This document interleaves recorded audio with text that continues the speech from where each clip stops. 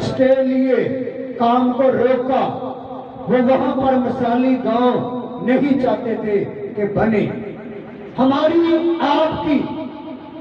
नहीं आपकी भी जब हम दुनिया से चले जाएं तो लोग एक मिसाल कायम करें कि हमारे फला गांव की एक बहन थी, एक खतान थी, जिसके अंदर मुस्कुराता खुदा रहता था। हर वक्त खुदावन की वो प्रीच करती थी, अच्छी स्कॉलर थी और खुदावन का कलाम जब करती थी तो खुदा की हुजूरी छा जाती थी और खुदावन का नशा ठहर जाता था। खुदा अपनी कुदरत के वसीला से, अपने पाक मुकद्दस फरिश्तों के वसीला से जब वो प्रीच करती थी तो खुदा तख्ते नशीर होता था।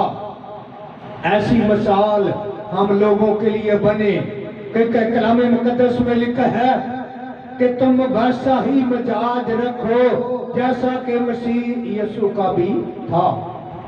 हमारी जो पीछे बहनें हैं प्लीज वो आगे आ जाए, आगे बहुत जगह है, प्लीज वो आगे आ जाए। पढ़े बैठे आगे भी जरा। जिनसे अगले नबियों ने बा-आवाज बुलंद कहा, जिनसे बा-आवाज नबियों ने बा-आवाज बुलंद साथ कहा। रब्बुल अफ़वाज यूं फरमाता है, रब्बुल अफ़वाज यूं फरमाता है। तुम अपनी बुरी रवश और लिखा है कि रब्बुल अफ़वाज फरमाता है कि तुम अपनी बुरी रवश से बाज आओ। बुरी रवश क्या है? किसी को गाली देना, किसी के साथ झगड़ा करना, चुगली सिकारी करना। हम सब कुछ छोड़ देते हैं, चुगली नहीं छोड़ते। हम सायों की चुगली करते हैं, मोहल्लेदारों की चुगली करते हैं। कलाम मुकद्दस में मत्ती की इंजील में लिखा है कि तुम ऐबजोई ना करो। हम ज्यादा करते हैं। अगर कोई चोरी करता है तो उसके गुनाह को छाड़ते हैं, चोरी को छाड़ते हैं। कलाम मुकद्दस में लिखा है कि इंसान अपने ही मुंह की बातों से फंस जाता है। आहिस्ता आहिस्ता वो लोगों, दूसरे लोगों के लिए ठोकर का सबब बनता है। पढ़े बेटे आगे बढ़े। और बद अमाली से बाज आओ। और लिखा है कि बद अमाली से बाज आओ। मैं नहीं कहता, बेटी इकरे नहीं कहती, बल्कि लश्करों का खुदा अपने बंदा जकरिया के वसीला से फरमा रहा है कि तुम अपने बद अमाली से बाज आओ। बड़े बेटे आगे। पर उन्होंने ना सुना, और लिखा है कि उन्होंने ना सुना। और मुझे ना माना, खुदावंद फरमाता है। और लिखा है कि उन्होंने ना माना और मेरे कलाम को ना सुना और ना मुझको माना।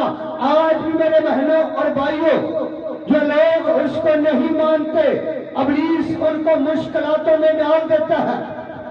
क्योंकि मुश्किलातें जब आती है तो फिर हमें खुदा याद आता है। क्योंकि कलाम मुकद्दस में लिखा है, खुदावंद का बंदा बुजुर्ग दाऊद कितना ज़हीन है, वो फरमाता है कि अच्छा हुआ मैंने मुसीबत उठाई ताकि तेरे अहम सीख जाऊं। जब फर्ज किया कि हमारा कोई एक्सीडेंट हो जाता है, हमारी टांग टूट जाती है, तो हम मोहल्लेदार साहब आएंगे, हमारे गिराने वाले साहब लोगों के पास जाएंगे, पादरी साहब हमारे लिए दुआ करें, हमारे भाई का ऑपरेशन है, हमारे बाप की टांग टूटी है। हम भाग भाग कर जाते हैं। जब मुसीबत चली जाती है, चर्चों को भी छोड़ देते हैं, पासवानों को भी छोड़ देते हैं। हम फिर वैसे के वैसे ही खाली बर्तनों की मानत रह जाते हैं।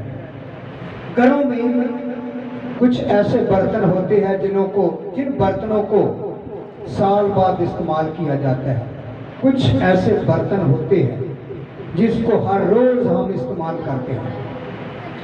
जो पुराने बर्तन होते हैं उनको साल बाद इस्तेमाल, कुछ ऐसे बर्तन होते हैं कि उनको हम साल बाद इस्तेमाल करते हैं।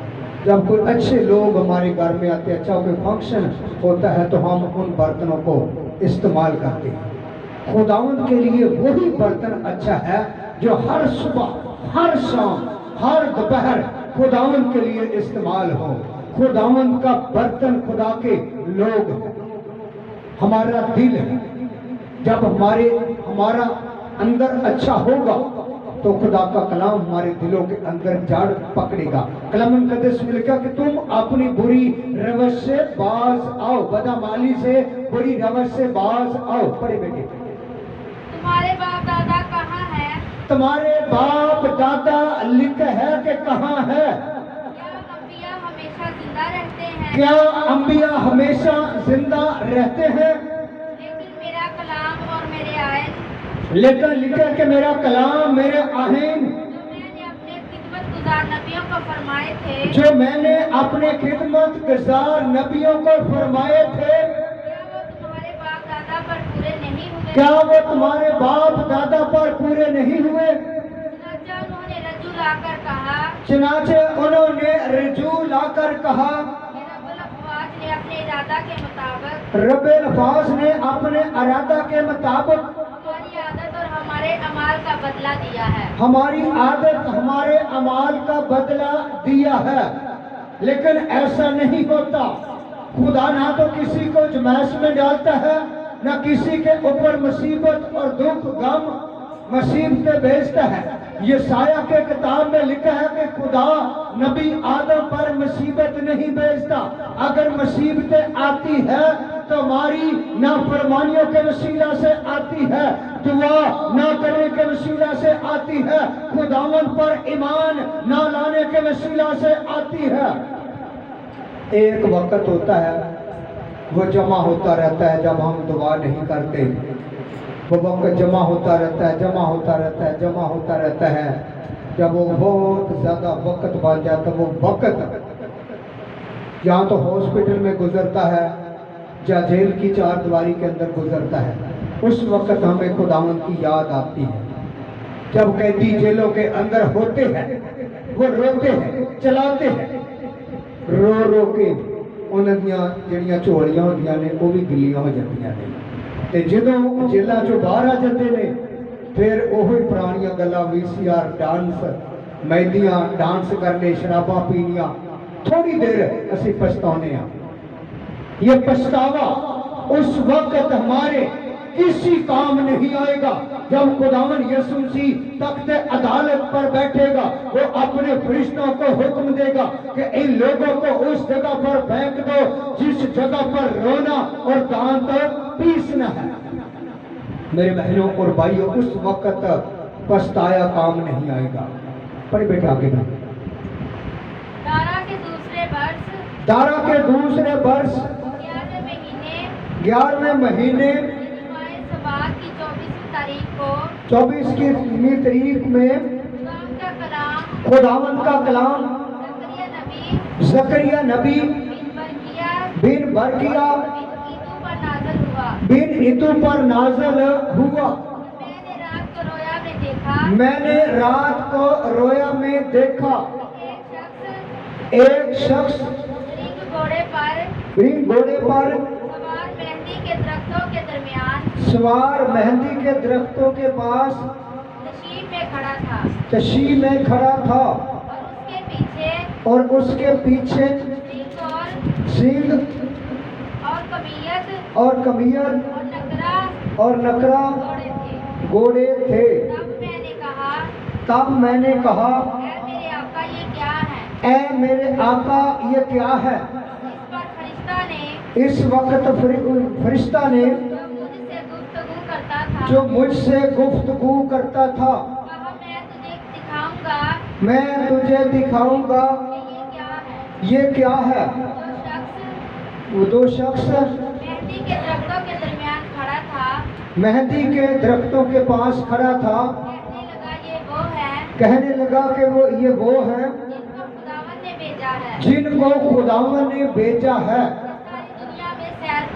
ساری دنیا میں سیر کرے۔ خدا جن کو روئے زمین پر بھیجتا ہے، خدا ان کو روئے زمین پر سیر کراتا ہے۔